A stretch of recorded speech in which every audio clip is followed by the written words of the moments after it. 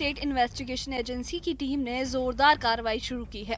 कई जगहों पर एक साथ दबिश देकर एसआईए ने 1990 के सरला भट्ट केस से जुड़े महत्वपूर्ण सबूत और सुराग जुटाने की कोशिश की।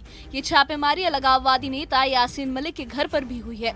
लोकल पुलिस के साथ मिलकर एजेंसी पुराने गवाहों और दस्तावेजों की तलाश में जुटी है, क्योंकि ये मामला 3 दशक से ज्यादा पुराना है, लेकिन अब नए सिरे से जांच की जा रही है।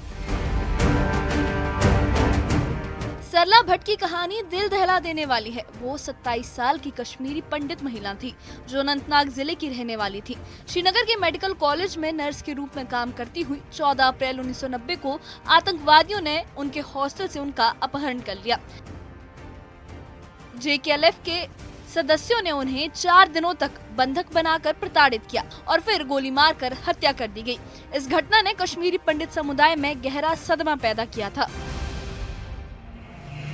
इस मामले में जेकेएलएफ के आतंकवादियों पर मुख्य आरोप है। 2025 की जांच में पूर्व जेकेएलएफ नेता पी नरूल हक शाह, जिसे एयर मार्शल के नाम से भी जाना जाता है, का नाम प्रमुखता से सामने आया है। जेकेएलएफ के तत्कालीन प्रमुख यासीन मलिक भी जांच के घेरे में है। हालांकि अब तक किसी को ठोस सजा नहीं मिली है और कई आरोपी अभी भी फरार या अज्ञात है। 2 साल पहले लेफ्टिनेंट गवर्नर ने 2 ऐसे केसों को ट्रांसफर किया था, जिससे अब उम्मीद जगी है कि ये मामले फास्ट ट्रैक कोर्ट में चलेंगे।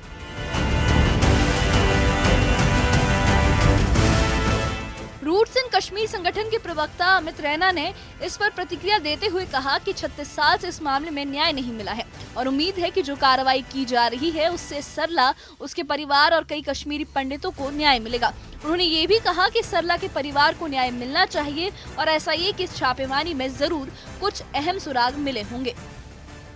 सरला भट्ट मर्डर और रेप केस में एसआईबी की छापों में कुछ ऐसे डॉक्यूमेंट्स मिले हैं जो केस में नया मोड़ लाते हैं। पिछले 36 वर्षों से कश्मीरी पंडित समुदाय, सरला भट्ट का परिवार और अनगिनत मासूमों की जिनकी हत्या हुई है, जिनके साथ नरसंहार हुआ है, उन सब के परिवार न्याय का इंतजार कर रहे हैं। उम्मीद करता हूं कि एसआईबी की जो इन्वेस्टिगेशन है, ये जो रेड्स हैं और ये जो स्टेटमेंट्स आ रहे हैं, ये एक हेडलाइन मैनेजमेंट के अलावा एक सीरियस अटेम्प्ट है न्याय प्रक्रिया को आगे बढ़ाने के लिए, परिवार को न्याय दिलाने के लिए।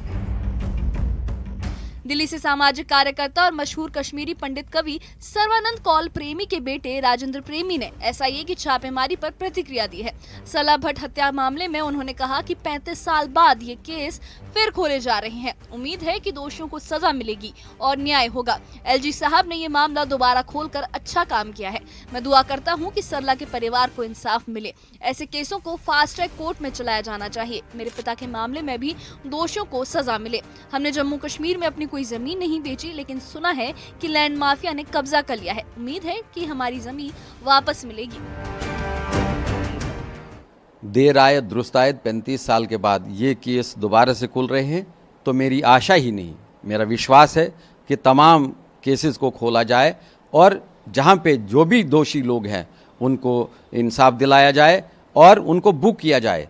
मैं ये आशा रखता हूँ कि हमारे केस में भी जो पिछले साल ही खोला गया है उसमें भी काफ़ी पेशरफ्त हो गई होगी, उसमें भी काफ़ी बढ़ोतरी हो गई होगी और मैं ये उस दिन की आशा करता हूं जिस दिन मैं ये सुनूंगा कि ये लोग इसमें दोषी थे, इनको हमने बुक किया हुआ है। ये ऑपरेशन अभी लंबा चल सकता है, क्योंकि केस के कई अनसुलझे पहलू अब भी सामने आने बाकी हैं। एसआईए दोषियों तक पहुंचने के लिए अपनी कोशिशें तेज कर रही है। 30 साल से ज्यादा पुराने ये केस फिर से सुर्खियों में है और इससे कश्मीरी पंडितों की लंबी पीड़ा को इंसाफ मिलने की उम्मीद बंधी है। Bureau report, news 18।